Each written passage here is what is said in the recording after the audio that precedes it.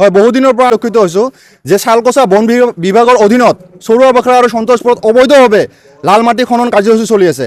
নিশা হ'ল মানেই এই ভূমাফিয়া দুৰ্বৃত্তকাৰে সেই ডাম্পাৰেৰে সন্তোষপুৰৰ চৰুৱা বাখৰাৰ পৰা লাল মাটি খনন কাৰ্য কৰি আছে। আচলতে আমাৰ প্ৰশ্ন যে শালকচা বন বিভাগে কি কৰি আছে?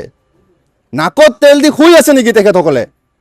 আমাৰ বন্ধু বান্ধৱসকলে বা আমি যেতিয়া এই খনন কাৰ্যসূচী চলি থকা অৱস্থাত যেতিয়া এই শালকচা বন বিভাগক আমি ফোন যোগেদি জনাওঁ, সিহঁতে সেই বন বিভাগৰ পৰা সেই ঠাইডোখৰত যাওঁতে তেওঁলোকৰ আধা ঘণ্টা সময় লাগে। আচলতে সেই ঠাইডোখৰৰ পৰা শালকচা বন বিভাগ কাৰ্যালয় 1 কিলোমিটাৰহে দূৰত্ব। কিয় এখেতসকলৰ আধা ঘণ্টা সময় লাগে? আমি এই ডাম্পাৰবিলাক চলোৱা ড্ৰাইভাৰবিলাকৰ পৰা আমি জানিবলৈ পাইছোঁ যে এই ডাম্পাৰবিলাক আৰু এই খনন কাৰ্যসূচী আব্দুল নামৰ এজন ভূমাফিয়াৰ অধীনত চলি আছে। আচলতে শালকচা বন বিভাগ আৰু এই আব্দুলৰ মাজত কিবা বুজাবুজি আছে নেকি? এয়া আমাৰ সন্দেহ হৈছে।